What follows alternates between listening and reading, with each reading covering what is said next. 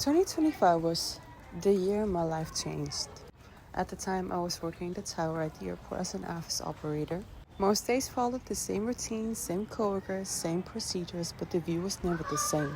The airport sits high above the city, so every day I could see the mountains, the ocean, and the weather coming in. Some days were busy, other days were quiet, and on the quiet ones, you really feel how slow life is here. Outside work, life moved slowly. It's a small town, you see the same people every day, you say hi when you pass each other. There's no rush, just simple routines and quiet days. The store is only a short walk away, but during winter things are limited.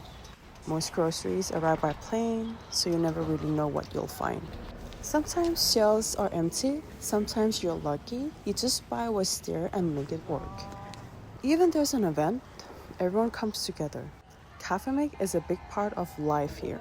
Food, cakes, games, just people gathering and spending time.